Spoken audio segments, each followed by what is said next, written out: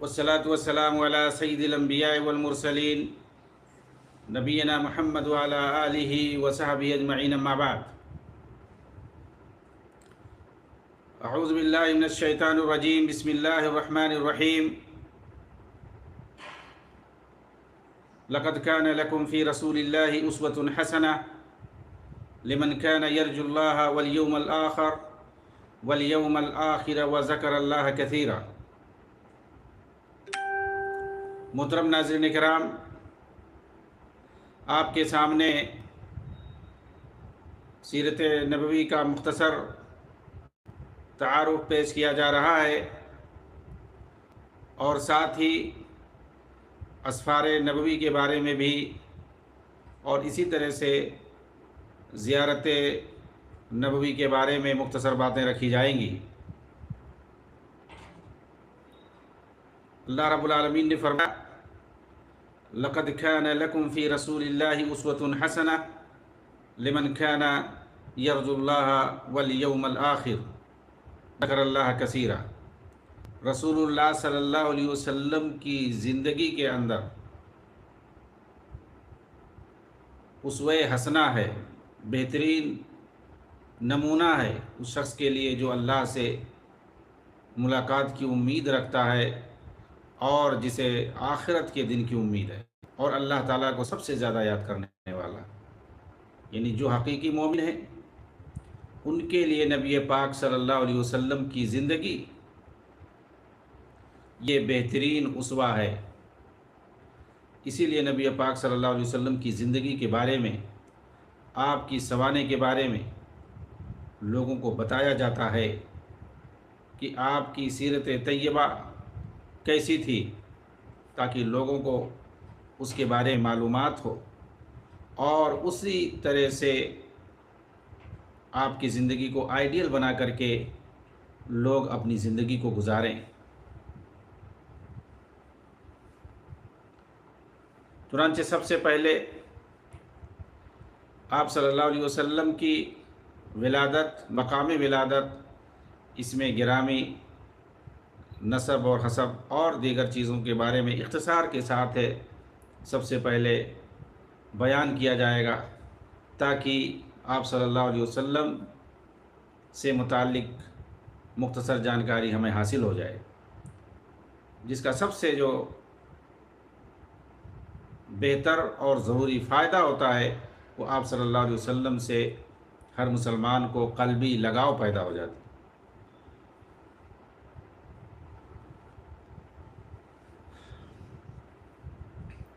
چنانچہ جہاں تک آپ صلی اللہ علیہ وسلم کی مقام ولادت کا تعلق ہے، تو آپ صلی اللہ علیہ وسلم یہ معلوم ہونا چاہیے آپ کے بارے میں کہ آپ صلی اللہ علیہ وسلم کی فضیلت کی مناسبت سے مقام ولادت بھی شہروں اور بستیوں میں سب سے افضل یعنی مکہ مکرمہ ہے، جسے قرآن مجید میں تمام شہروں اور بستیوں کی ماں یعنی ام القری کہا گیا، جبکہ حدیث نبوی میں اسے اللہ کی محبوب ترین سرزمین کہا گیا ہے۔ چنانچہ اللہ کے رسول نے اسے کہا تھا انت من احب البلاد الیہ، اے مکہ تو اللہ رب العزت کی سب سے بہتر اور محبوب ترین زمین ہے میرے نزدیک، اگر مجھے نکلنے پر مجبور نہ کیا گیا ہوتا تو تجھ سے میں نہ نکلتا۔ دراصل یہ ہجرت کے موقع پر آپ نے اسی بات کہی تھی، جس وقت کی مکہ والوں نے آپ کے خلاف سازش کی، طرح طرح کی سازشیں کر رہے تھے، آپ کو مارنے کی، آپ کو قتل کرنے کی، آپ کو قید کرنے کی۔ ادھر وہ لوگ آپ کے بارے میں سازش کر رہے تھے، ادھر آپ ابو بکر صدیق رضی اللہ تعالیٰ عنہ کے ہمراہ چپکے سے وہاں سے ہجرت کر گئے، وہاں سے نکل گئے، اور راستے میں خانہ کعبہ کو دیکھا۔ ابو بکر صدیق رضی اللہ تعالیٰ عنہ کے گھر جاتے ہوئے تو یہی فرمایا تھا کہ اے مکہ تو سب سے بہتر شہر ہے اللہ کے نزدیک، اگر یہ لوگ مجھے نہ نکالتے یہاں سے تو میں نہیں جاتا۔ اس مبارک شہر میں شعبہ بنی ہاشم کے اندر راج قول کے مطابق 9 ربیع الاول کو پیر کے دن آپ صلی اللہ علیہ وسلم کی ولادت ہوئی ہے۔ حالانکہ آپ دیکھتے ہیں، سنتے ہیں 12 ربیع الاول، 12 ربیع الاول، 12 ربیع الاول کو آپ کی وفات ہوئی ہے، اس پر سب کا اتفاق ہے۔ 12 ربیع الاول کو پیر کے دن آپ کی وفات ہوئی ہے، اس پر سب کا اتفاق ہے۔ لیکن جہاں تک آپ کی ولادت کا تعلق ہے تو پیر کا دن متعین ہے، صحیح بخاری اور دیگر حدیث کی کتابوں میں یہ چیز آئی ہوئی ہے۔ تو یہ تو متعین ہے کہ آپ صلی اللہ علیہ وسلم کی ولادت پیر کے دن ہوئی ہے، اور یہ بھی معلوم ہے کہ عام الفیل میں آپ کی ولادت ہوئی ہے، اور ربیع الاول کے مہینے میں آپ کی ولادت ہوئی ہے۔ جہاں تک تاریخ کا تعلق ہے تو اس میں لوگوں کا اختلاف ہے، اس میں کئی اقوال ہیں، کوئی 12 کہتا ہے، کوئی 9 کہتا ہے، کوئی 8 کہتا ہے، کوئی 6 کہتا ہے، مختلف تواریخ کا ذکر آتا ہے، لیکن جو مشہور اور معروف ہے وہ 12 ہے۔ لیکن محققین کے نزدیک، جیسا کہ رحمۃ اللہ عالمین کے اندر ذکر کیا گیا ہے، وہ 9 ربیع الاول ہے، کیونکہ جس دن آپ کی ولادت ہوئی تھی اس دن سورج گرہن لگا تھا، اور جدول سے یہ چیز، تحقیق سے یہ چیز معلوم ہوئی ہے کہ ربیع الاول کے مہینے میں جس سال آپ کی ولادت ہوئی ہے، اس سال اور ربیع الاول کے مہینے میں جس دن سورج گرہن لگا تھا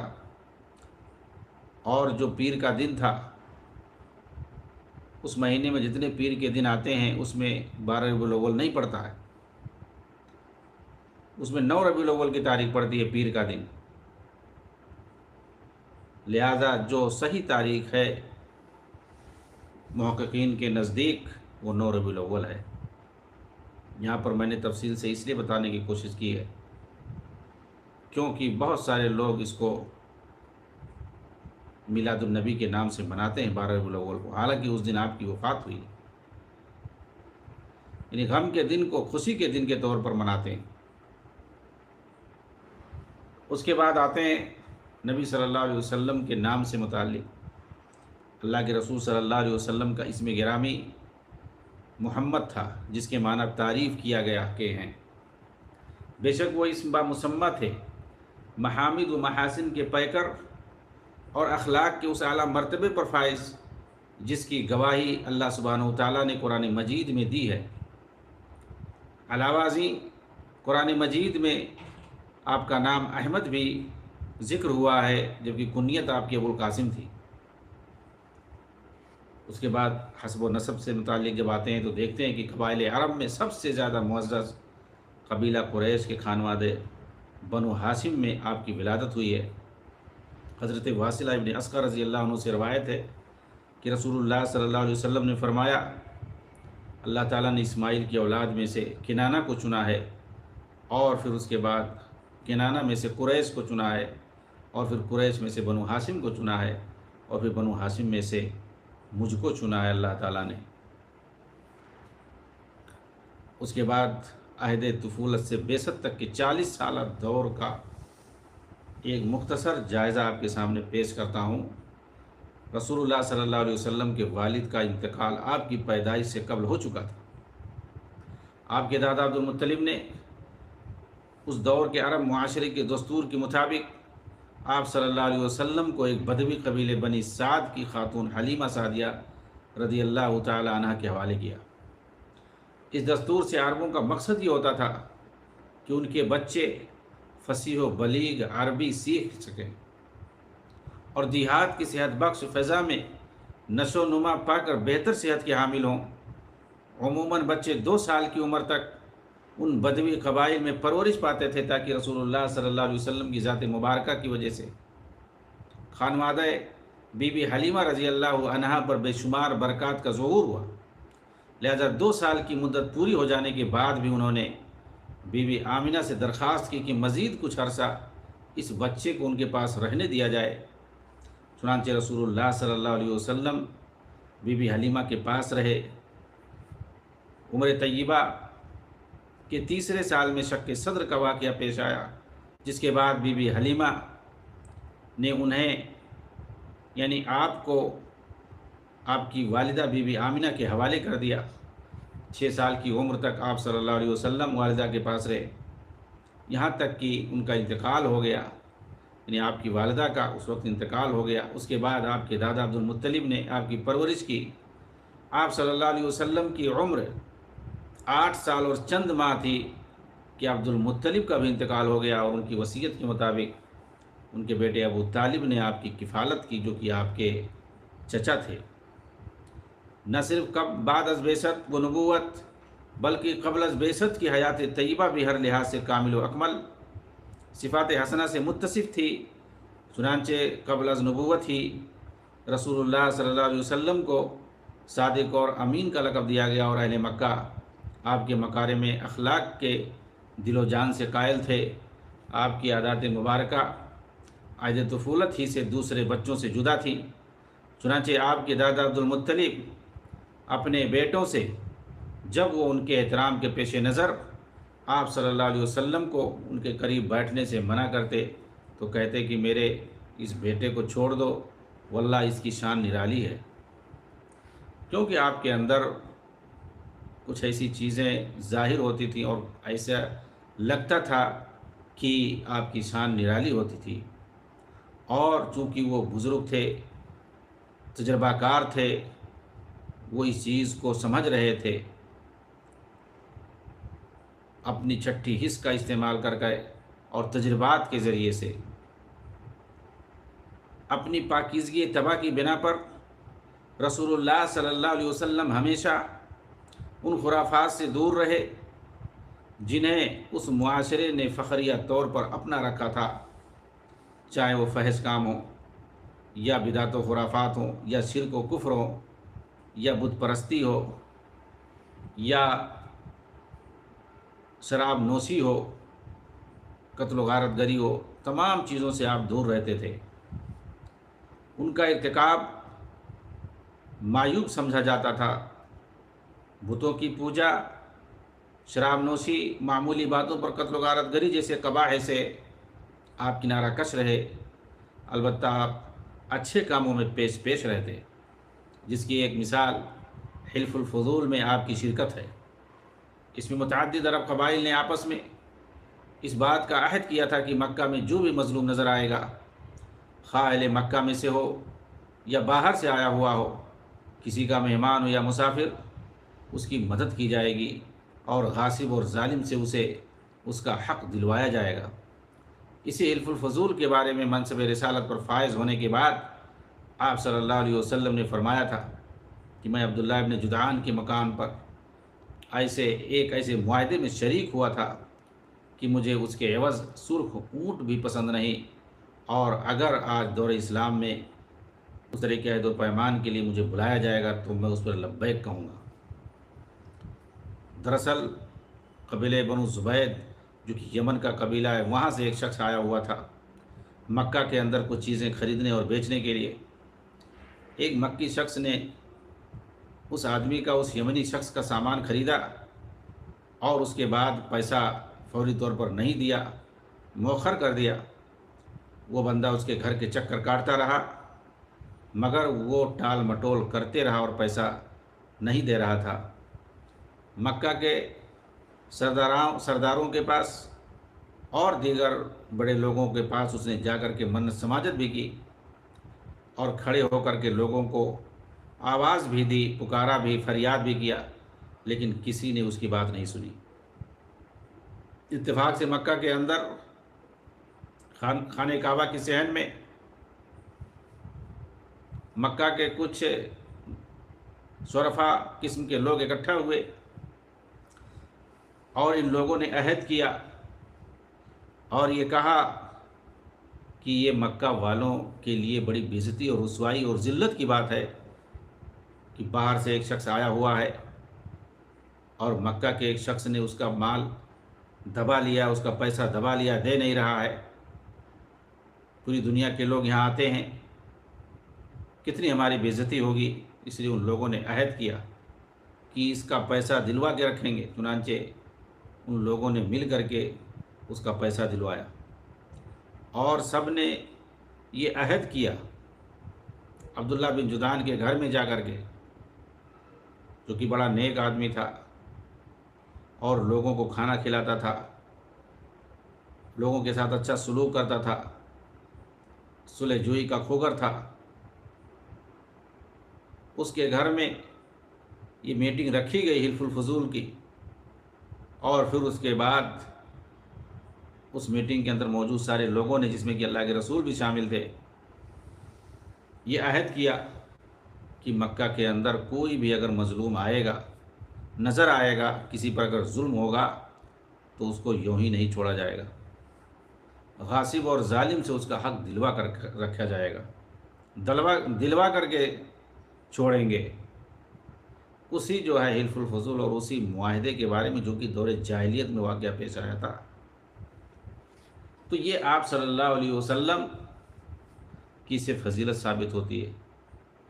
اسی طریقے سے اگر آپ دیکھیں تو جس وقت آپ کی عمر 35 سال کی تھی اور اس وقت مکہ والوں نے خانہ کعبہ کی تعمیر کی تھی، اس کے دیوار کے ٹوٹ جانے اور کچھ منہدم ہو جانے کی وجہ سے، تو مکہ والوں نے خانہ کعبہ کی دوبارہ تعمیر کی تھی۔ اللہ کے رسول صلی اللہ علیہ وسلم بھی اس تعمیر میں شامل تھے۔ اتفاق سے جب حجر اسود کے رکھنے کی باری آئی اس کی جگہ پہ، جس مقام پہ وہ ہے، تو مکہ کے لوگوں نے، مکی قبائل نے آپس میں جھگڑا کر لیا اس بات کو لے کر کے کہ حجر اسود کو جگہ کون رکھے گا، کیونکہ یہ بڑا افضل کام ہوگا۔ تو اس کو رکھنے کے لیے ہر کوئی جھگڑنے لگا۔ تو اتفاق یہ پایا شام کے وقت کہ اس کا فیصلہ کل ہوگا، اور یہ فیصلہ وہ بندہ کرے گا جو کل صبح خانہ کعبہ میں سب سے پہلے آئے گا، پھر وہی فیصلہ کرے گا کہ اس تعلق سے کیا کیا جائے، اسی کا فیصلہ سب لوگ مان لیں گے۔ اس پر اتفاق ہو گیا۔ چنانچہ دوسرے دن صبح کے وقت اتفاق سے نبی پاک صلی اللہ علیہ وسلم خانہ کعبہ میں پہلے آئے، اور چونکہ آپ کی امانت اور صداقت مسلم تھی سب کے یہاں، سب لوگوں نے دیکھا کہ محمد صلی اللہ علیہ وسلم سب سے پہلے پہنچے ہوئے، تو بالاتفاق سب نے کہا کہ ٹھیک ہے، آپ جو فیصلہ کریں گے وہ ہم سب کو منظور ہے۔ اگر آپ اس وقت کسی کو بھی کہہ دیتے یا خود ہی اٹھا کر کے رکھ دیتے تو کسی کو اعتراض نہیں ہوتا،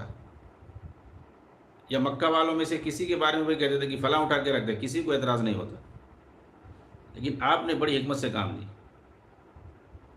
چنانچہ آپ نے کہا، تمام قبائل کے لوگوں کو، ایک ایک سردار کو اکٹھا کیا، اور ایک چادر رکھ کر کے اس کے اوپر حجر اسود رکھا، اور سب سے کہا کہ چادر کو چاروں طرف سے پکڑ لو، اور پکڑ کے سب لوگ اٹھا کے وہاں پہ لے چلو دیوار کے پاس، خانہ کعبہ کے پاس۔ چنانچہ سب لوگ وہاں لے کر کے گئے۔ پھر اس کے بعد اللہ کے رسول صلی اللہ علیہ وسلم نے حجر اسود کو اٹھایا اور وہاں پر فٹ کر دیا۔ اس طرح سارے لوگ خوش ہو گئے، یعنی گویا بیک وقت سارے لوگوں نے خانہ کعبہ کے اندر کی دیوار میں حجر اسود کو رکھ دیا۔ اس طریقے سے آپ نے فیصلہ کیا کہ آپ کی بات پر لوگوں کو اتفاق بھی ہوا اور اچھا بھی لگا۔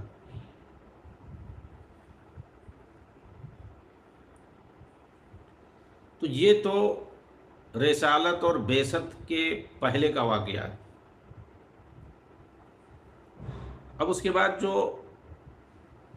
رسالت کا دور ہے، آپ صلی اللہ علیہ وسلم کو دعوت اللہ میں پیش آمدہ کیا پریشانیاں جھیلنا پڑی۔ چنانچہ جب ہم دیکھتے ہیں، سیرت کا مطالعہ کرتے ہیں، تو پاتے ہیں کہ تقریباً 40 برس کی عمر میں غار حرا میں سورہ علق کی ابتدائی 5 آیات سے آپ صلی اللہ علیہ وسلم پر وحی کا نزول شروع ہوا۔ اس کے بعد حالات نے آپ صلی اللہ علیہ وسلم کی موافقت سے مخالفت میں بے انتہا سرعت سے پلٹا کھایا۔ مشرکین مکہ نے نہ صرف یہ کہ آپ کو جھٹلایا بلکہ آپ کی مخالفت کے ساتھ ساتھ ہر ممکن ایذا رسانی پر بھی کمر بستہ ہو گئے۔ آپ سے تمسخر اور استہزاء کا رویہ اپنایا گیا، شاعر و مجنون کہا گیا، آپ پر الزامات لگائے گئے کہ جو وحی آپ پر نازل ہوتی ہے وہ اور کچھ نہیں بس اگلوں کے قصے ہیں۔ یہ جھوٹ ہے جسے آپ نے گڑھا ہے اور اسے بنانے میں آپ کی مدد کسی انسان نے کی ہے۔ ایک مرتبہ آپ صلی اللہ علیہ وسلم بیت اللہ میں نماز پڑھ رہے تھے، سجدہ میں گئے تو بدبخت عقبہ بن ابی معیط نے اونٹ کی اوجھڑی لا کر کے آپ کے اوپر ڈال دی۔ اسی بدبخت نے ایک موقع پر آپ صلی اللہ علیہ وسلم کی گردن مبارک پر اپنا پیر رکھ دیا تھا۔ ایک موقع پر مشرکین یکجا ہو کر بیت اللہ میں آپ صلی اللہ علیہ وسلم پر ٹوٹ پڑے، یہاں تک کہ حضرت ابوبکر صدیق رضی اللہ تعالیٰ عنہ نے آپ کو آ کر بچانے کی کوشش کی، جس پر مشرکین آپ صلی اللہ علیہ وسلم کو چھوڑ کر کے حضرت ابوبکر رضی اللہ تعالیٰ عنہ پر پل پڑے۔ اس کے علاوہ آپ کو شعب ابی طالب میں بمع اہل خاندان یعنی بنو ہاشم کے ساتھ وہاں پر محصور ہونا پڑا۔ اہل طائف کو دعوت توحید دینے تشریف لے گئے تو انہوں نے نہ صرف یہ کہ انکار کیا بلکہ ان کے اسرار اوباش آپ کے پیچھے لگ گئے، بلکہ جان بوجھ کر وہاں کے اوباشوں کو آپ کے پیچھے لگایا گیا، جنہوں نے آپ کو پتھر مارا، یہاں تک کہ زخموں سے رسنے والے خون سے آپ صلی اللہ علیہ وسلم کے جوتے بھر گئے۔ اس کے باوجود آپ صلی اللہ علیہ وسلم نے کبھی مشرکین کے لیے اجتماعی طور پر بد دعا نہیں فرمائی۔ البتہ خاص اشخاص جن کی ایذا رسانی حد سے بڑھ گئی تھی ان کے لیے آپ کا بد دعا فرمانا منقول ہے۔ آپ صلی اللہ علیہ وسلم کے اخلاق حسنہ کی ایک جھلک اگر دیکھنا ہے تو ہمیں معلوم ہونا چاہیے کہ یوں تو آپ صلی اللہ علیہ وسلم کے کریمانہ اخلاق کا اس آیت قرآنی سے ہی اندازہ ہو جاتا ہے، جس میں اللہ رب العالمین نے فرمایا ہے آپ کے بارے میں وَإِنَّكَ لَعَلَىٰ خُلُقٍ عَظِيمٍ، یقیناً آپ اخلاق کے اعلیٰ درجے پر فائز ہیں۔ اس قدر تزکیہ اور وہ بھی اخلاق میں شاید کہ کسی کے بارے میں کیا گیا ہو۔ حضرت عائشہ رضی اللہ تعالیٰ عنہ سے آپ صلی اللہ علیہ وسلم کے اخلاق کے بارے میں استفسار کیا گیا تو آپ نے پوچھنے والے سے فرمایا کیا تم قرآن نہیں پڑھتے؟ اس نے کہا جی ہاں پڑھتا ہوں۔ فرمایا بس رسول اللہ صلی اللہ علیہ وسلم کا اخلاق قرآنی تھا، کیا تم یہ آیت نہیں پڑھتے؟ وَإِنَّكَ لَعَلَىٰ خُلُقٍ عَظِيمٍ، یقیناً آپ اخلاق کے اعلیٰ درجے پر فائز ہو۔ حضرت انس رضی اللہ تعالیٰ عنہ جو 10 سال تک آپ صلی اللہ علیہ وسلم کی خدمت میں رہے فرماتے ہیں رسول اللہ صلی اللہ علیہ وسلم تمام لوگوں میں سب سے اچھے اخلاق کے حامل تھے۔ انہی انس رضی اللہ تعالیٰ عنہ سے روایت ہے، فرمایا میں نے رسول اللہ صلی اللہ علیہ وسلم کی ہتھیلی سے زیادہ نرم کوئی موٹا اور باریک نہیں چھوا، اور میں نے رسول اللہ صلی اللہ علیہ وسلم کے جسم اطہر کی خوشبو سے زیادہ پاکیزہ اور بہتر خوشبو کبھی نہیں سونگھی۔ میں نے رسول اللہ صلی اللہ علیہ وسلم کی 10 سال خدمت کی، آپ نے مجھے کبھی اف تک نہیں فرمایا، اور جو کام میں نے کر دیا اس کے بارے میں کبھی نہیں فرمایا کہ تم نے یہ کیوں کیا، اور جو کام میں نے نہیں کیا اس کے بارے میں کبھی نہیں فرمایا کہ تم نے اس طرح کیوں نہیں کیا۔ آپ صلی اللہ علیہ وسلم کسی کی برائی کا بدلہ برائی سے نہیں دیتے تھے بلکہ درگزر اور اعراض فرماتے۔ ایک موقع پر آپ صلی اللہ علیہ وسلم نے زید ابن سعنہ رضی اللہ عنہ جو اس وقت یہودی تھے، مسلمان نہیں ہوئے تھے، ان سے مسلمانوں کی ایک ضرورت کے پیش نظر آپ نے قرض لیا۔ انہی زید سے روایت ہے کہ جب ادائیگی کے وقت میں 2-3 دن باقی رہ گئے تو آپ صحابہ کی ایک جماعت میں جس میں ابو بکر عمر عثمان رضی اللہ عنہ مجمعین بھی تھے بیٹھے ہوئے تھے۔ زید ابن سعنہ جو کہ اس وقت یہودی تھے کہتے ہیں کہ میں آیا اور آپ صلی اللہ علیہ وسلم کے کرتے اور چادر کے پلوؤں کو پکڑ کر کے نہایت ترس روئی سے کہا، غصے سے کہا کہ اے محمد آپ میرا قرضہ ادا کیوں نہیں کرتے؟ خدا کی قسم میں تم سب اولاد عبد المطلب کو جانتا ہوں کہ بڑے نادہندہ ہو، یعنی قرضہ لے کے دیتے نہیں ہو۔ حضرت عمر رضی اللہ تعالیٰ عنہ نے غصے سے مجھے گھورا، یہ زید بن سونا کہہ رہے ہیں، اور کہا کہ اے خدا کے دشمن، یہ کیا بک رہا ہے تو؟ واللہ اگر مجھے آپ صلی اللہ علیہ وسلم کا ڈر نہ ہوتا تو تیری گردن اڑا دیتا۔ لیکن رسول اللہ صلی اللہ علیہ وسلم نہایت سکون سے مجھے دیکھ رہے تھے، اور تبسم کے لہجے میں حضرت عمر رضی اللہ تعالیٰ عنہ سے فرمایا، عمر، میں اور یہ ایک اور چیز کے زیادہ محتاج تھے، وہ یہ کہ مجھے حق کے ادا کرنے میں خوبی برتنے کو کہتے اور اس کو مطالبہ کرنے میں بہتر طریقہ کی نصیحت کرتے، جاؤ اس کو لے جاؤ، اس کا حق ادا کر دو، اور تم نے جو اس کو ڈانٹا ہے اس کے بدلے میں 20 صاع کھجوریں اس کے مطالبہ سے زیادہ دے دینا۔ اس کے بعد زید رضی اللہ عنہ اسلام لے آئے، اپنا آدھا مال امت محمدیہ پر صدقہ کر دیا، اور بہت سے غزوات میں شریک ہوئے۔ غزوہ تبوک میں انہیں شہادت نصیب ہوئی رضی اللہ عنہ۔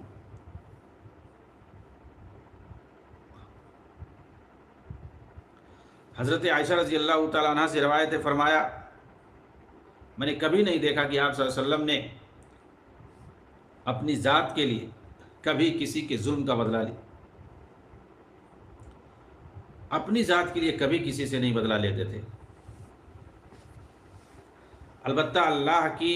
حرمتوں میں سے کسی حرمت کی بے حرمتی ہوتی تو آپ سے زیادہ غصہ کرنے والا کوئی شخص نہیں ہوتا تھا۔ یعنی اللہ کے حدود میں، اللہ کی شریعت میں آپ کوئی چیز برداشت نہیں کرتے تھے۔ جہاں تک آپ کی سخاوت کا تعلق ہے تو اس تعلق سے حضرت جابر رضی اللہ تعالیٰ عنہ کہتے ہیں کہ رسول اللہ صلی اللہ علیہ وسلم نے کبھی کسی شخص کے کوئی چیز مانگنے پر انکار نہیں فرمایا، یعنی جو بھی سائل آیا آپ سے مانگنے کے لیے آپ نے فوراً دے دیا۔ رسول اللہ صلی اللہ علیہ وسلم سائل کی ضرورت پوری فرماتے، حتیٰ کہ اس کے لیے مقروض تک ہو جاتے تھے۔ حضرت عمر رضی اللہ تعالیٰ عنہ کہتے ہیں کہ ایک مرتبہ کسی ضرورت مند نے آپ سے کچھ سوال کیا،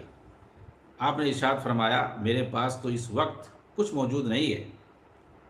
تم میرے نام سے خرید لو، جب کچھ آ جائے گا تو میں ادا کر دوں گا۔ اس پر حضرت عمر رضی اللہ تعالیٰ عنہ نے عرض کیا، اللہ کے رسول، آپ کے پاس جو کچھ تھا آپ دے چکے ہیں، اور جو چیز آپ کی قدرت میں نہیں ہے اس کا حق تعالیٰ شانہ نے آپ کو مکلف نہیں بنایا، یعنی اللہ تعالیٰ نے آپ کو مکلف اس بات کا نہیں بنایا ہے کہ آپ کی جو قدرت میں نہیں ہے وہ بھی آپ کریں۔ یہ سن کر کے رسول اللہ صلی اللہ علیہ وسلم کو حضرت عمر رضی اللہ تعالیٰ عنہ کا یہ مقولہ ناگوار گزرا، تو ایک انصاری صحابی نے عرض کیا، اے اللہ کے رسول، خرچ کیجیے اور عرش کے مالک سے کمی کا اندیشہ نہ کیجیے۔ آپ صلی اللہ علیہ وسلم کو انصاری صحابی کا یہ کہنا بہت پسند آیا۔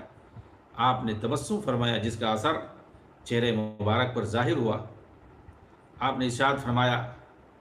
کہ اللہ تعالیٰ نے مجھے اسی کا حکم فرمایا ہے۔ نبی صلی اللہ علیہ وسلم کی زندگی سے متعلق ایک مختصر تعارف کے بعد آئیے آپ صلی اللہ علیہ وسلم کے اسفار سے ہم کچھ اہم اسباق سیکھیں۔ اگر نبی مکرم حضرت محمد مصطفیٰ صلی اللہ علیہ وسلم کی حیات طیبہ پر نگاہ ڈالی جائے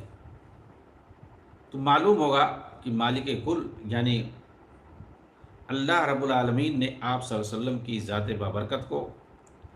بنی نوع انسان کے لیے ہدایت کا آخری اور کامل ترین نمونہ قرار دیا،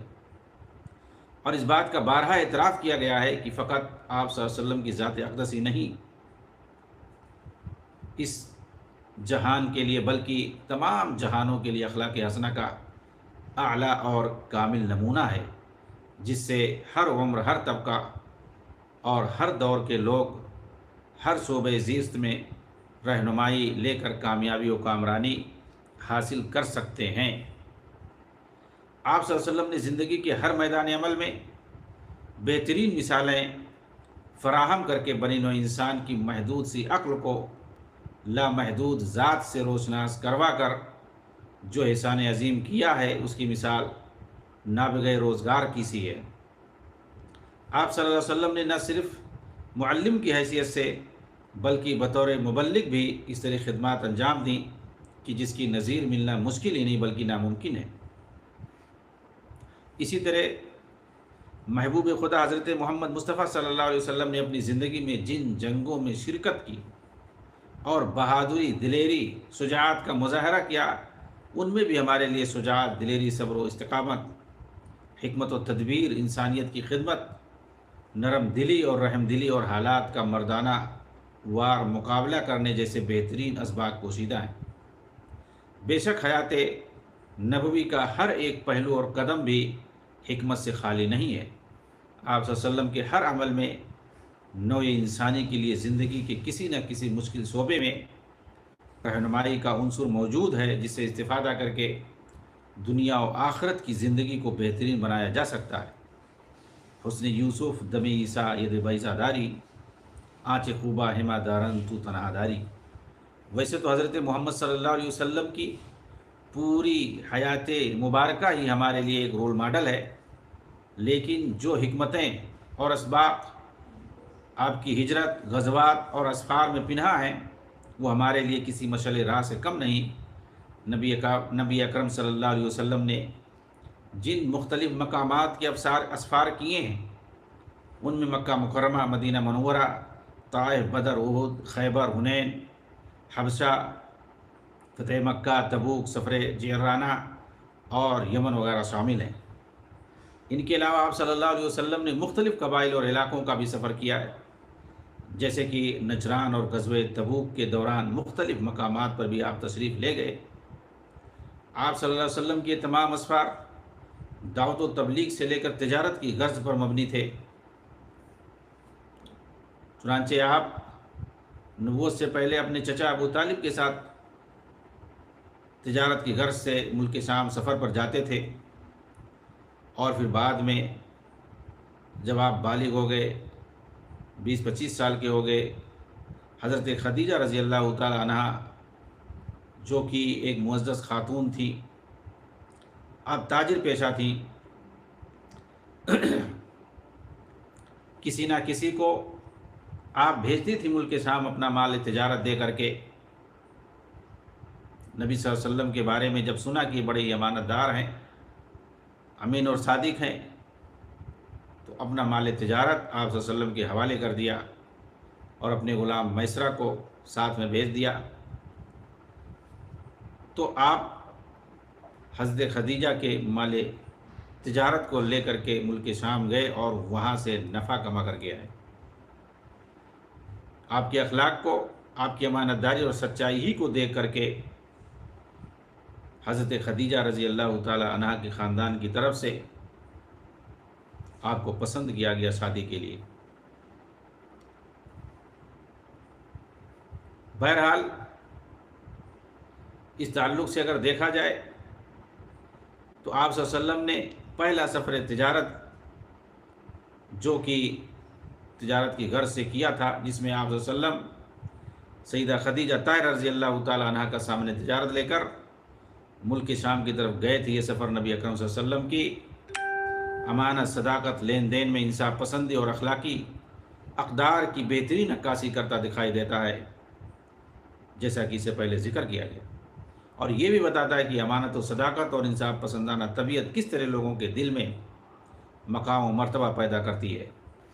اس سفر نے آپ صلی اللہ علیہ وسلم کو مختلف ثقافتوں اور لوگوں کے ساتھ ملنے کا موقع فراہم کیا، جس سے آپ کی بصیرت میں اضافہ ہوا۔ اس سفر سے تجارت کے اصول، اغراض و مقاصد، امانت و صداقت اور انصاف کو دیکھتے ہوئے اس بات کی ترغیب ملتی ہے کہ زندگی میں ابتدائی کام میں اصول پسند طبیعت کا انتخاب بعد کی زندگی میں بھی کام آتا ہے، اور سفر میں شامل لوگوں اور ان سے منسلک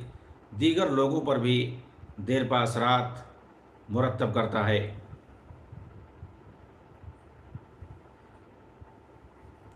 صداقت اور امانت کو کسی بھی کاروبار اور رشتے میں بنیادی حیثیت حاصل ہے۔ آپ صلی اللہ علیہ وسلم کی اسی بات سے حضرت خدیجہ بنت خویلد رضی اللہ تعالی عنہ بھی متاثر ہوئے بغیر نہ رہ سکی۔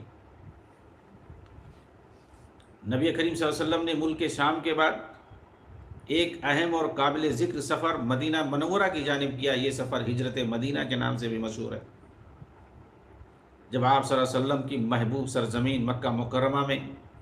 کفار کی اجارہ داری اور ظلم و ستم نے سر اٹھایا، اور آپ صلی اللہ علیہ وسلم اور آپ کے پیروکاروں پر زندگی تنگ کر دی، تو بحکم الہی آپ صلی اللہ علیہ وسلم نے مدینہ منورہ کا رخ کیا۔ یہ سفر صرف محض ایک جغرافیائی ہجرت اور منتقلی کا نام نہ تھا، بلکہ اس کا مقصد ایک ایسی اسلامی ریاست کا قیام تھا جو مسلم ریاست کے تشخص کو اجاگر کرے۔ اس سفر سے ہمیں یہ سبق ملتا ہے کہ مشکلات کے باوجود ایمان اور عزم کے ساتھ اپنے مقصد کی طرف بڑھتے رہنا چاہیے۔ اس موقع پر اگر ہم صحیح تاریخ کا احادیث کی روشنی میں مطالعہ کرتے ہیں تو پاتے ہیں کہ ہجرت کا یہ پورا واقعہ اور اس کی پوری پلاننگ اور اس کے درمیان جو سارا خرچ آیا، ساری چیزیں اور جن جن لوگوں نے اس میں حصہ لیا، خانوادہ ابو بکر صدیق رضی اللہ تعالیٰ عنہ کا تھا۔ آپ سیدھا اپنے گھر سے دوپہر کے وقت نکلے، راستے میں خانہ کعبہ پڑا، آپ نے اس کو مخاطب کیا مقام زورہ سے اور کہا کہ میں نہیں جاتا، تجھ سے محبوب شہر اللہ کی نگاہ میں اور کوئی نہیں ہے، اگر یہاں کے لوگ مجھے نہیں نکالتے تو میں یہاں سے نہیں جاتا۔ اور پھر اس کے بعد آپ سیدھے ابوبکر صدیق کے گھر پر گئے، وہاں جلدی میں سفر کی تیاری کی گئی اور پھر وہیں سے ابوبکر صدیق کے ساتھ آپ صلی اللہ علیہ وسلم غار ثور کی طرف نکل گئے۔ اس میں اگر دیکھا جائے تو چاہے وہ حضرت ابوبکر صدیق رضی اللہ تعالیٰ عنہ کی بیٹیاں حضرت عائشہ اور حضرت اسماء رضی اللہ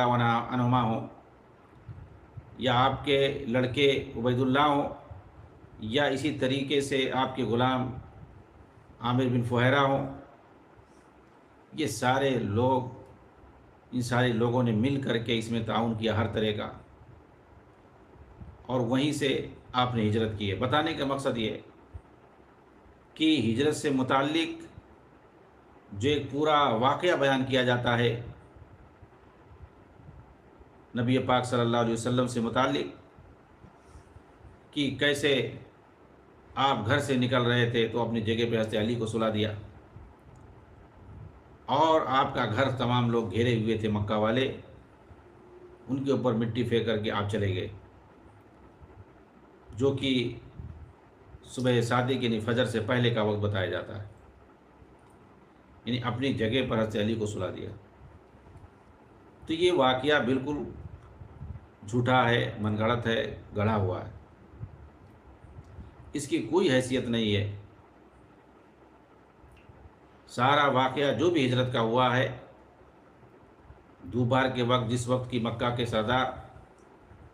دارالندوہ میں میٹنگ کر رہے تھے، آپ کے خلاف سازش کر رہے تھے، اور دن میں دوپہر کے وقت گرمی کے وقت مکہ والے گھر سے باہر نہیں نکلتے ہیں، اس وقت سناٹا ہوتا ہے، اسی کا فائدہ اٹھا کر کے اللہ کے رسول صلی اللہ علیہ وسلم نکل گئے۔ حضرت علی رضی اللہ تعالیٰ عنہ کا ہجرت کے موقع پر جو کردار ہے وہ بس اتنا ہے کہ اللہ کے رسول نے ان سے کہا تھا کہ مکہ والوں کی یہ امانتیں ہیں، انہیں واپس کر دینا، اور 3 دن کے بعد تم یہاں سے نکلنا اور قبا کے مقام پر آ کر ہم لوگوں سے مل جانا۔ اس کے علاوہ اور ان کا کوئی کردار نہیں ہے۔ یہاں تک کہ آپ کے گھر کی جو عورتیں تھیں ان کو بھی لانے کے لیے حضرت علی کو آپ نے مکلف نہیں بنایا، چاہے وہ حضرت فاطمہ ہو یا وہ حضرت سودا ہوں یا آپ کی دوسری بیٹیاں ہوں، اہل خانہ کو لانے کے لیے بعد میں مدینہ سے لوگوں کو آپ نے بھیجا۔ لیکن آپ دیکھیں گے ہجرت کے موقع پر حضرت ابوبکر صدیق رضی اللہ تعالی عنہ کا جو کردار ہے، آپ کے گھرانے کا جو کردار ہے، جیسا کہ صحیح بخاری اور دیگر صحیح تاریخ میں بیان کیا گیا ہے، اس کو پورے طور سے چھپا دیا جاتا ہے۔ اس لیے اس سے ہمیں آگاہ رہنا چاہیے۔ مذکورہ ہجرت نے ہمیں یہ سکھایا کہ جب بھی حالات مشکل ہوں اور دل غموں سے چور ہو تب بھی اللہ کی مدد پر یقین رکھنا چاہیے۔ یہ قطعاً نہ سوچیں کہ مجھ سے محبوب چیزیں اور جگہیں چھینی جا رہی ہیں اور راستے تاریک ہو رہے ہیں۔ صرف اس بات کو مد نظر رکھیں کہ ان تمام باتوں پر صرف اللہ تعالیٰ کو ہی قدرت حاصل ہے، اور بے شک وہ کبھی بھی کسی کو بے یار و مددگار بالکل بھی نہیں چھوڑتا، کیونکہ یہ وہی خدا ہے جس نے حضرت ابراہیم علیہ السلام کو آگ سے محفوظ رکھا، موسیٰ علیہ السلام کو دریائے نیل پار کرنے کی، یوسف علیہ السلام کو اندھے کنویں میں ہمت دی اور سرزمین مصر کا حاکم بنا ڈالا، یونس علیہ السلام کو مچھلی کے پیٹ میں زندہ رکھا، عیسیٰ علیہ السلام کو تنہا نہیں چھوڑا۔ اسی طرح نبی اکرم صلی اللہ علیہ وسلم کے اس سفر نے مسلمانوں کو ایک نئی زندگی، صبر، حکمت، اتحاد اور بھائی چارے کا درس دیا اور مسلمانوں کے حوصلوں کو بلند کیا، اللہ تعالیٰ پر یقین کو مزید پختہ کیا۔ اس کے ساتھ ساتھ اللہ کی مصلحتوں اور فیصلوں پر سر تسلیم خم کرنے کا بہترین سبق بھی اس سفر میں پوشیدہ ہے۔ اس تاریخی سفر سے جسے ہم ہجرت کے نام سے یاد کرتے ہیں، ہمیں یہ بھی سیکھنے کو ملتا ہے کہ مشکلات کے باوجود ثابت قدم رہنا اور اپنے ایمان کی حفاظت کرنا بہت ضروری ہے۔ ہجرت مدینہ کے ذریعے نبی اکرم صلی اللہ علیہ وسلم نے ہمیں یہ بھی سکھایا کہ ایک مضبوط اور متحد معاشرہ قائم کرنے کے لیے جد و جہد کرنا اور ایک دوسرے کا ساتھ دینا کتنا اہم ہے۔ نبی اکرم صلی اللہ علیہ وسلم کی قیادت میں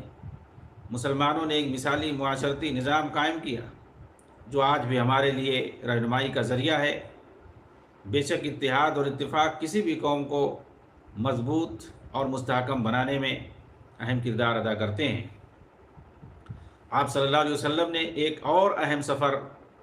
طائف کی طرف کیا۔ اس سفر میں کفار نے آپ کی حق بات کا نہ صرف انکار کیا،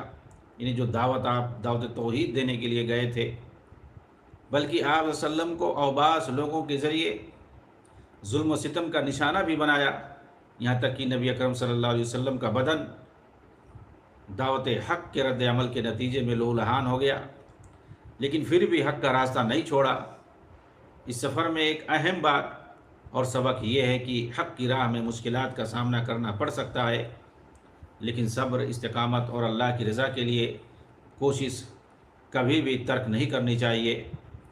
حق کا علم ہمیشہ لہراتے رہنا چاہیے، حالات خواہ کیسے ہی ہوں، کبھی ہمت نہیں ہارنی چاہیے۔ نبی اکرم صلی اللہ علیہ وسلم کا یہ سفر ہمیں سکھاتا ہے کہ ہمیں اپنی مشن کے لیے کبھی ہار نہیں ماننی چاہیے، چاہے حالات کتنی کٹھن کیوں نہ ہوں۔ اللہ کی مدد پر کامل یقین رکھنا چاہیے، اور بے شک وہ بہترین جاننے والا اور مدد کرنے والا ہے، اور وہ ہمیشہ ان لوگوں کی مدد کرتا ہے جو حق کے راستے پر چلتے ہیں۔ آپ صلی اللہ علیہ وسلم کی زندگی کا سب سے اہم روحانی سفر معراج تھا، جس کی اہمیت اور مقام کا تعین محدود عقل انسانی کے بس کی بات نہیں۔ اس سفر میں نبی اکرم صلی اللہ علیہ وسلم نے آسمانوں کی سیر کی اور اللہ بزرگ و برتر کا دیدار کیا، اور اللہ رب العالمین صلی اللہ علیہ وسلم کے پاس گئے، لیکن جیسا کہ کچھ صوفی حضرات کہتے ہیں کہ اللہ کا دیدار کیا، لیکن صحیح اقوال کی روشنی میں یہ چیز ثابت نہیں ہے۔ بعض لوگ بعض صحابہ کی طرف اس کی نسبت کرتے ہیں، لیکن حقیقت یہ ہے کہ معراج کے موقع پر اللہ سے ملاقات کی، گفتگو ہوئی، لیکن ملاقات کرنے کا یہ مطلب نہیں ہے کہ آپ نے دیکھا۔ ایک شبہ ہوتا ہے، اسی لیے صحابہ کرام نے آپ سے پوچھا۔ اس وقت اللہ کے رسول نے جواب دیا تھا، نور انا یرا، کہ وہ تو نور ہے، اسے کہاں دیکھا جا سکتا ہے؟ لہذا صحیح بات جو یہ ہے کہ دنیا کے اندر اللہ تعالیٰ کو دیکھا نہیں جا سکتا۔ اللہ رب العالمین کو قیامت کے دن دیکھا جائے گا۔ اہل سنہ والجماع کا یہی صحیح اور راجح مسلک ہے۔ قرآن اور حدیث کی روشنی میں حضرت موسیٰ علیہ السلام نے مطالبہ کیا تھا لیکن وہ نہیں دیکھ سکے، اور جو لوگ دعویٰ کرتے ہیں ان کا قول صحیح نہیں ہے اور ان کی رائے کتاب و سنت کی روشنی میں مرجوح ہے۔ چنانچہ کچھ لوگ اس بارے میں کہتے ہیں، جیسے کہ معتزلہ وغیرہ، کہ اللہ رب العالمین کو کبھی نہیں دیکھا جا سکتا ہے، نہ دنیا میں نہ آخرت میں، تو ان کی یہ بات بھی صحیح نہیں ہے۔ اور صوفیہ حضرات اور بعض لوگ کہتے ہیں کہ اللہ تعالیٰ کو ہر جگہ دیکھا جا سکتا ہے، یہ بات بھی صحیح نہیں ہے۔ جو متوسط اور معتدل بات ہے، اہل السنہ والجماع اور الحدیث کی بات ہے کتاب و سنت کی روشنی میں، وہ یہ ہے کہ دنیا کے اندر نہیں دیکھا جا سکتا، آخرت میں اللہ رب العالمین کو دیکھا جا سکتا ہے، حدیثوں کی روشنی میں اور قرآن کی روشنی میں۔ کئی آیتیں ہیں اور کئی حدیثیں جن سے پتہ چلتا ہے کہ میں اہل ایمان اللہ تعالیٰ کو دیکھیں گے، اور جنت کے اندر جو سب سے بڑی نعمت ہوگی اللہ رب العالمین کا دیدار ہوگا۔ للذین احسنوا الحسنى وزیادہ، یہاں پر جو زیادہ کی مزید کی جو تفسیر کی گئی ہے، اس کی جو تشریح کی گئی ہے، وہ النظر الی وجہ اللہ الکریم، اللہ رب العالمین کے دیدار سے کی گئی ہے، اور یہ سب سے بڑی نعمت ہوگی۔ تو یہی راجح بات ہے اور یہی صحیح ہے کہ اللہ کے رسول صلی اللہ علیہ وسلم نے سفر معراج میں اللہ تعالیٰ سے ملاقات ضرور کی، گفتگو ضرور کی، لیکن دیدار نہیں ہوا۔ اس سفر سے ہم پہ یہ بات آیا ہوتی ہے کہ اللہ رب العالمین کے لیے کوئی بھی مشکل نہیں ہے، یعنی اس کی قدرت کی کوئی حد نہیں ہے۔ چنانچہ آپ دیکھیں کیسے رات کے ایک پہر کے اندر اللہ کے رسول صلی اللہ علیہ وسلم کو اللہ تعالیٰ نے اپنی قدرت کاملہ سے بیت المقدس بلایا، اور پھر وہاں سے ساتوں آسمان کراس کر کے اپنے پاس بلایا، اور پھر واپس آ گئے مکہ۔ یہ سفر وہ ہے جس میں آپ صلی اللہ علیہ وسلم کو نمازوں کا تحفہ ملا۔ اس سفر سے یہ سبق ملتا ہے کہ بے شک اللہ پاک ہر بات پر قادر ہے۔ اس کے علاوہ یہ سفر ہمیں یہ بھی سکھاتا ہے کہ مشکلات کے باوجود اللہ کی طرف رجوع کرنا اور اس کی رضا کے حصول کی کوشش کرنی چاہیے۔ یہ وہ سفر ہے جس کی تصدیق نے ابوبکر صدیق رضی اللہ تعالیٰ صدیق جیسے لقب سے سرفراز کیا۔ نبی اکرم صلی اللہ علیہ وسلم نے سفر خیبر میں یہودی قبائل کے ساتھ مذاکرات کیے اور اسلامی ریاست کی تبلیغ کی، اور ہمیں یہ درس دیا کہ جب کسی غیر مسلم سے ریاست و کاروباری معاملات کریں تو کس قسم کی حکمت عملی اپنائی جائے اور غیر مسلموں سے کس طرح کا سلوک روا رکھیں۔ آپ صلی اللہ علیہ وسلم نے سچا کے ذریعے درس دیا کہ حق کے راستے میں مشکلات ضرور آتی ہیں، لیکن ان مشکلات کو کسی بھی طرح اپنے ایمان پر حملہ نہ کرنے دیں، ثابت قدم رہیں اور ہر ایک چیلنج کا دلیرانہ اور مردانہ وار مقابلہ کریں۔ جب کبھی مشکل میں اپنا گھر بھی چھوڑنا پڑے تو اللہ کی خاطر کسی دوسری محفوظ جگہ پر منتقل ہو جائیں اور دعوت حق کا کام جاری رکھیں۔ نبی اکرم صلی اللہ علیہ وسلم کی زندگی کا ایک اہم موڑ سفر فتح مکہ بھی ہے۔ یہ وہ سفر ہے جب حضور مکرم صلی اللہ علیہ وسلم نے نوع انسانی کی کایا پلٹ دی، دین کے دشمنوں اور قاتلوں کے لیے عام معافی کا اعلان کیا، اور عالم انسانیت کو یہ پیغام دیا کہ اللہ کی رضا سے بڑھ کر کچھ بھی نہیں ہے، اور ایک مومن کے لیے اللہ کی رضا ہی دنیا و آخرت۔ میں اہم ہے۔ اس سے ہمیں رحم و کرم، عفو و درگزر اور انسانی عظمت و برداری کا سبق ملتا ہے۔ یہاں پر جو عام معافی کے اعلان کی بات کہی گئی ہے، یہ دراصل مکہ کے اندر داخل ہونے سے پہلے کی بات ہے۔ جس وقت مر الزہران میں آپ پڑاؤ ڈالے ہوئے تھے، حضرت عباس کو معلوم ہوا، وہ ابو سفیان کو لے کر کے آئے اور دکھلایا کہ یہ مدینہ کے مسلمان ہیں جو آئے ہیں مکہ کو فتح کرنے کے لیے، انہیں کوئی روک نہیں سکتا ہے، یہ جو سارا لشکر ہے یہ میرے بھتیجے کا ہے۔ ابو سفیان نے جب دیکھا، چونکہ حضرت عباس ابو سفیان کے گہرے اور جگری دوست تھے، انہوں نے ان سے مشورہ کیا کہ اب ہمیں کیا چاہیے، تو ان کے جگری دوست نے کہا کہ اب یہ وقت کچھ پوچھنے کا نہیں ہے، اب اس وقت کوئی کام نہیں آئے گا، یہ سنہرا موقع ہے آپ کے لیے کہ میرے بھتیجے کے پاس جا کر کے اسلام قبول کر لو اس کے ہاتھ پر۔ چنانچہ ابو سفیان نے کہا یہ بڑا اچھا مشورہ ہے، مجھے لے کر کے چلو۔ اللہ کے رسول کے پاس لے کر کے آئے اور انہوں نے اسلام قبول کیا۔ حضرت عباس کی درخواست پر اللہ کے رسول نے ابو سفیان رضی اللہ تعالی عنہ کے گھر کو دارالامن قرار دے دیا اور کہا کہ جو ابو سفیان کے گھر میں آ جائے وہ مامون ہو، اسی طریقے سے خانہ کعبہ میں جو آ جائے وہ مامون ہوگا، اور اسی طرح جو اپنے گھر کا دروازہ بند کر لے وہ بھی مامون ہوگا۔ یعنی ایک عام معافی کا اعلان کر دیا گیا، کسی کو نہیں چھیڑا جائے گا سوائے اس کے جو لڑائی کرے۔ تو مکہ میں داخل ہونے سے پہلے ہی اللہ کے رسول نے معافی کا اعلان کر دیا تھا۔ یہ اس لیے بتایا جا رہا ہے کیونکہ ایک مشہور روایت ہے جس میں یہ آتا ہے کہ اللہ کے رسول جب مکہ پہنچے اور خانہ کعبہ کے پاس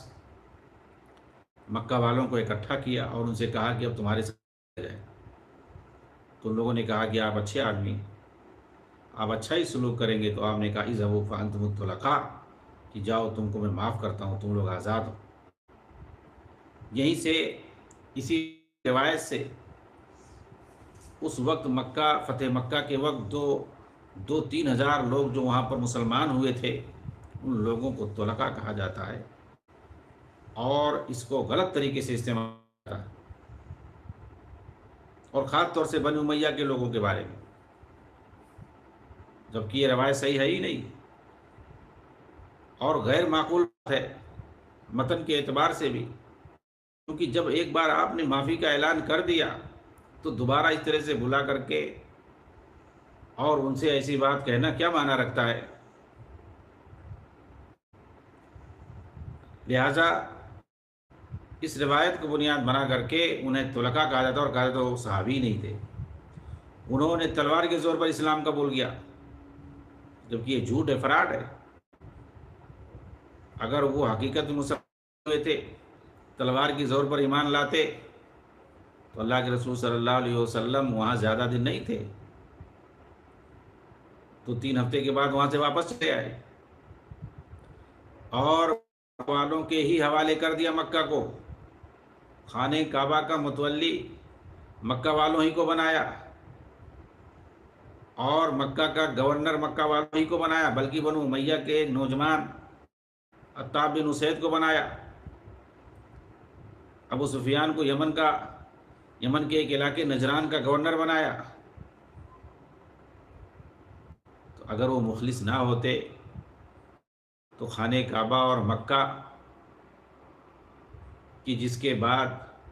تمام جزیرۃ العرب کے لوگ مسلمان ہو گئے، انہی کے حوالے کر کے آپ آتے؟ اگر شک ہوتا ان کے اوپر، ان کے ایمان پر، تو پہلے کے جو مسلمان تھے اور پہلے سے آپ کو تجربہ تھا کہ یہ سب مخلص ہے، ان کو آپ خانہ متولی بناتے، خانے کا اور وہاں مکہ کا گورنر بناتے اور دیگر ذمہ داریاں دیتے، لیکن کسی کو نہیں دیا، کیونکہ وہی جو نئے نئے مسلمان ہوئے تھے انہی کو آپ نے ساری ذمہ داری دے دی۔ چنانچہ جو لوگ فتح مکہ کے موقع پر ایمان لانے والوں پر شک کرتے ہیں اور انہیں غلط کہتے ہیں، چاہے وہ سید قطب ہوں یا چاہے وہ کوئی بھی ہو، یہ سارے لوگ شیعیت اور رافضیت سے متاثر ہیں، اور انہی کے فکر پر چلتے ہوئے انہوں نے اس طرح کی بات کہی ہے۔ تو یہ عام معافی کو لے کر کے یہاں پر وضاحت ضروری تھی۔ فتح مکہ کے ذریعے یہ بھی واضح ہوا کہ طاقت اور فتح کا اصل مقصد لوگوں کی رہنمائی اور ان کے دلوں کو جیتنا ہے، نہ کہ انتقام لینا۔ اس واقعے نے ہمیں یہ سکھایا کہ حقیقی کامیابی اس وقت حاصل ہوتی ہے جب ہم اپنے مقاصد پر قائم رہتے ہوئے دوسروں کے حسن سلوک کرتے ہیں۔ آپ صلی اللہ علیہ وسلم نے اس سفر کے ذریعے اخوت و بھائی چارہ اور مساوات کا پیغام دے کر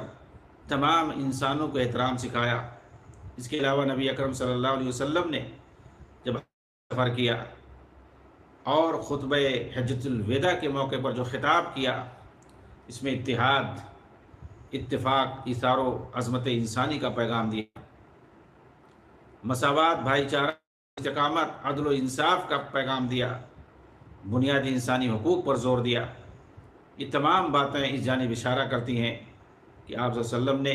ایک پرامن معاشرے کے قیام کے لیے بہترین اصول اور پروگرام کیے۔ آپ صلی اللہ علیہ وسلم کی اس خطبے کو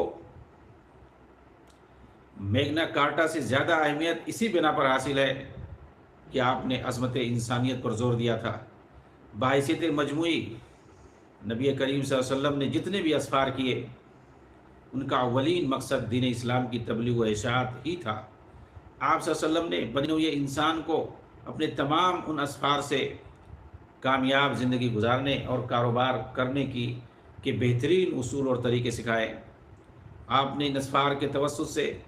صبر، اتحاد، اتفاق، علم، اخلاقی اقدار، قیادت، تربیت اور امن و سلامتی کو فروغ دے کر بنی نوع انسان کو ان سے فیض حاصل کرنے کا موقع دیا۔ شعب ابی طالب میں محصور ہونے کا واقعہ ہو یا پھر سفر طائف کا واقعہ، یہ سب آپ صلی اللہ علیہ وسلم کی ہمت و جمع مردی کی دلیل ہیں اور اس بات کا درس دیتے ہیں کہ مشکلات و مصائب ہمیشہ نہیں رہتی، ان کا مقصد انسان کی تربیت ہوتا ہے، اور بے شک اللہ پاک بہتر تربیت کرنے والا ہے۔ قابل صد رشک ہیں وہ لوگ جو مدینے میں ہیں یا اس کی زیارت پہ اللہ کی طرف سے بلائے گئے۔ اس مبارک سرزمین پہ مسجد نبوی ہے جسے آپ صلی اللہ علیہ وسلم نے اپنے دست مبارک سے تعمیر کیا ہے۔ یہ نبی صلی اللہ علیہ وسلم کے قبر کی زیارت کے بارے میں جاننا اور مسجد نبوی کی زیارت کے بارے میں جاننا ضروری ہے۔ ڈائریکٹ کسی قبر کی طرف، خواہ وہ نبی صلی اللہ علیہ وسلم کی قبر ہو، نیت کر کے سفر کرنا صحیح نہیں۔ البتہ مسجد نبوی کی نیت سے سفر کرنا جائز ہے، اجر و ثواب کی نیت سے، جیسا کہ حدیث کے اندر اللہ کے رسول نے فرمایا لا تشد الرحال الا الى ثلاث مساجد، مسجد الحرام و مسجد الاقصی و مسجد ھذا۔ مسجد حرام، مسجد نبوی، بیت المقدس کے علاوہ حصول ثواب کی نیت سے کسی دوسری جگہ کا سفر مت کرو۔ گویا ثواب کی نیت سے دنیا کی صرف 3 مساجد کی زیارت کرنا جائز ہے، باقی مساجد اور مقبروں کی زیارت کرنا جائز نہیں۔ البتہ جو لوگ مدینے میں مقیم ہوں یا کہیں سے بحیثیت زائر آئے ہوں تو ان کے لیے مسجد نبوی کی زیارت کے علاوہ مسجد قباء، بقیع غرقد، شہدائے احد کی زیارت بھی، اور خاص طور سے نبی اکرم صلی اللہ علیہ وسلم کی قبر کی زیارت مشروع ہے۔ مسجد نبوی کی بڑی اہمیت اور فضیلت ہے۔ حرم مکی کے علاوہ مسجد نبوی میں ایک وقت کی نماز دنیا کی دیگر مقامات میں جیسا کہ بتایا جاتا ہے، نبی اکرم صلی اللہ علیہ وسلم کا فرمان ہے صلاۃ فی مسجدی ھذا خیر من الف صلاۃ فیما سواہ الی المسجد الحرام۔ میری مسجد میں نماز کا ثواب 1000 نماز کے برابر ہے سوائے مسجد حرام کے، کیونکہ وہاں پر نماز پڑھنا 1,00,000 گنا ثواب کے برابر ہے۔ نبی صلی اللہ علیہ وسلم نے فرمایا ما بین بیتی و ممبری روضۃ من ریاض الجنہ، میرے ممبر اور میرے گھر کے درمیان جنت کے باغوں میں سے ایک باغ ہے۔ مسجد نبوی میں داخل ہوتے وقت دایاں پیر آگے کریں اور یہ دعا پڑھے، اعوذ باللہ العظیم و بوجہہ الکریم و سلطانہ القدیم من الشیطان الرجیم، بسم اللہ والصلاۃ والسلام علی رسول اللہ، اللہم افتح لی ابواب رحمتک۔ اس کے بعد 2 رکعت نماز تحیۃ المسجد کی نیت سے پڑھیں۔ اگر یہ نماز ریاض الجنہ میں ادا کریں تو زیادہ بہتر ہے، اور خوب دعا کریں۔ اس کے بعد رسول اکرم صلی اللہ علیہ وسلم پر نہایت ادب و احترام سے درود و سلام عرض کریں۔ سلام کے لیے اگر یہ الفاظ کہیں تو مسنون ہے، السلام علیکہ ایھا النبی ورحمۃ اللہ وبرکاتہ صلی اللہ علیہ وجزاک عن امتک خیر الجزاء۔ پھر حضرت ابوبکر صدیق رضی اللہ تعالیٰ عنہ پر السلام علیکہ یا ابا بکر ورحمۃ اللہ وبرکاتہ رضی اللہ عنک وجزاک عن امت محمد خیرا۔ اور پھر اس کے بعد حضرت عمر رضی اللہ تعالیٰ عنہ پر السلام علیکہ یا عمر بن الخطاب ورحمۃ اللہ وبرکاتہ رضی اللہ عنک وجزاک عن امت محمد خیرا کے ذریعے سلام کہیں۔ عورتوں کے لیے بکثرت قبروں کی زیارت جائز نہیں، کیونکہ رسول اللہ صلی اللہ علیہ وسلم نے بکثرت قبروں کی زیارت کرنے والی عورتوں پر لعنت فرمائی ہے، کبھی کبھار زیارت کر سکتی ہے۔ زائرین کے لیے زیادہ سے زیادہ مسجد نبوی میں ٹھہرنا، کثرت سے دعا استغفار کرنا، ذکر و اذکار کرنا، تلاوت قرآن اور دیگر نفلی عبادات اور اعمال صالحہ کرنا چاہیے۔ مسجد سے نکلتے وقت یہ دعا پڑھے، بسم اللہ والصلاۃ والسلام علی رسول اللہ، اللہم انی اسألک من فضلک، اللہم اعصمنی من الشیطان الرجیم۔ مسجد نبوی کی زیارت کے بعد بغل میں بقیع غرقد ہے، اور پھر اس کے بعد قباء کی مسجد ہے، جبل احد ہے، شہدائے احد کی زیارت، ان ساری جگہوں پر بھی جا سکتے ہیں۔ لیکن وہاں پر بہت ساری تاریخی جگہیں ہیں، لوگ جاتے ہیں حج کے لیے، عمرہ کے لیے، مدینہ جاتے ہیں مسجد نبوی کی زیارت کے لیے، جہاں پر نماز پڑھنے کا ثواب بہت زیادہ ہے، اور اصل وہی کام ہے مدینہ جانے کے لیے کہ وہاں زیادہ سے زیادہ مسجد نبوی میں آدمی عبادت کرے، نماز پڑھے، کیونکہ اسی کا ثواب سب سے زیادہ بتایا گیا، اور کسی چیز پر ثواب نہیں بتایا گیا ہے۔ لیکن دیکھنے میں یہ آتا ہے کہ لوگ وہاں جانے کے بعد ان کی زیادہ فکر ہوتی ہے تاریخی مقامات کی زیارت کرنا اور سامان خریدنا۔ لوگ اپنا وقت سامان خریدنے میں اور تاریخی مقامات کی زیارت میں ختم کر دیتے، حالانکہ جو اصل کام کرنا چاہیے زیادہ سے زیادہ اجر و ثواب کمانے کے لیے، وہ مسجد نبوی کے اندر زیادہ سے زیادہ نماز پڑھنا۔ تو یہ جو اصلی کام ہونا چاہیے، اس کو چھوڑ کر کے ادھر ادھر بہت سارے تاریخی مقامات کی زیارت میں رہتے ہیں، اور جو واپس آتے ہیں تو تھکے ہارے رہتے ہیں، سو جاتے ہیں۔ فرض نماز مشکل سے پڑھتے ہیں مسجد نبوی کے اندر، جس طریقے کی مکہ کے اندر جب ہوتے ہیں تو دوڑ دوڑ کر کے دوسروں کی طرف سے عمرہ کرتے ہیں، اور وہاں جو سب سے بڑی فضیلت ہے خانہ کعبہ میں مسجد حرام کے اندر نماز پڑھنے کا ثواب ہے۔ سب سے زیادہ جو ثواب ہے مسجد حرام کے اندر نماز پڑھنے کا، 1,00,000 گنا ثواب زیادہ وہاں ملتا ہے۔ تو آدمی کو اگر موقع ملے عمرے یا حج کی وجہ سے، تو وہاں سب سے زیادہ جو کام کرنا چاہیے وہ نماز پڑھنا چاہیے مسجد حرام کے اندر، کہ وہاں مختصر وقت میں زیادہ سے زیادہ ثواب کا ذخیرہ وہ جمع کر سکتا ہے اپنے نام اعمال کے اندر۔ لیکن وہاں بھی وہ ٹھیک ہے شاپنگ کم کرتا ہوگا، لیکن وہ دوڑ دوڑ کر کے عمرہ کرتا ہے دوسروں کی طرف سے، جبکہ یہ مشکوک چیز ہے۔ جو صحیح اور راجح بات ہو یہ ہے کہ ایک سفر میں ایک ہی عمرہ، ایک ہی حج، لیکن وہ دوڑ دوڑ کر کے عمرہ کرتا ہے دوسروں کی طرف سے، اور تھک ہار کر کے بیٹھا رہتا ہے۔ تو وہاں بھی جو اصل ثواب کا کام ہے حاصل کرنے کا، کہ مسجد حرام کے اندر زیادہ سے زیادہ نماز پڑھے اور ایک نماز پڑھ کر کے 1,00,000 گنا ثواب لے، وہ نہیں کرتا ہے۔ وہ وہاں جاتا ہے دوسروں کے لیے ثواب کمانے، اور اپنا نام اعمال چھوڑ کے آ جاتا ہے۔ لہٰذا جو لوگ زیارت کرنے کے لیے جائیں، چاہے وہ مکہ ہو یا مدینہ ہو، تو جو سب سے بڑی فضیلت بتائی گئی ہے نماز پڑھنے کی، مسجد حرام کے اندر 1,00,000 گنا ثواب ہے اور مسجد نبوی کے اندر 1,00,000 گنا ثواب ہے، تو ہمیں اس کی فکر ہونی چاہیے اور یہی کام ہمیں کرنا چاہیے زیادہ سے زیادہ، اور جو ضروری کام ہو وہ کرنا چاہیے، لیکن سب سے زیادہ اسی پر ہمیں فوکس دینا چاہیے تاکہ ہم زیادہ سے زیادہ وہاں جا کر کے اجر و ثواب حاصل کر کے آئیں۔ اللہ رب العالمین ہم سب کو اس کی توفیق عنایت فرمائے۔ تو یہ نبی صلی اللہ علیہ وسلم کی سیرت طیبہ کا مختصر تعارف، اور اسی طریقے سے آپ صلی اللہ علیہ وسلم کے اسفار کے بارے میں تفصیلی گفتگو کی گئی، اور ساتھ ہی نبی صلی اللہ علیہ وسلم کہ مدینہ کی، آپ کی مسجد کی اور آپ کی قبر کی، اور دیگر جو اہم جو ضروری تاریخی مقامات ہیں، جیسے قباء ہے، جبل احد ہے، شہدائے احد، بقیع غرقد، نبی صلی اللہ علیہ وسلم کی قبر، ان ساری چیزوں کی زیارت ہے اور اس کا کیا شرعی طریقہ اور کیا اس کے آداب ہیں اور کن چیزوں سے ہمیں بچنا چاہیے، ان پر جو تفصیلی گفتگو ہوئی، اللہ رب العالمین سے دعا ہے کہ ہمیں اسی طریقے سے برتنے اور عمل کرنے کی توفیق عنایت فرمائے۔ نبی صلی اللہ علیہ وسلم کی زندگی کو ہمیں زیادہ سے زیادہ تفصیل سے، جو صحیح کتابیں و تاریخ کی سیرت کی، اسے پڑھنے کی توفیق عنایت فرمائے، اور نبی صلی اللہ علیہ وسلم کی زندگی کو ہمیں آئیڈیل بنانے، اسوہ اور نمونہ بنانے کی توفیق عنایت فرمائے۔ اللہ رب العالمین ہمیں اس بات کی توفیق دے کہ ہم نبی صلی اللہ علیہ وسلم کی سنت کی روشنی میں اپنی زندگی کو گزاریں۔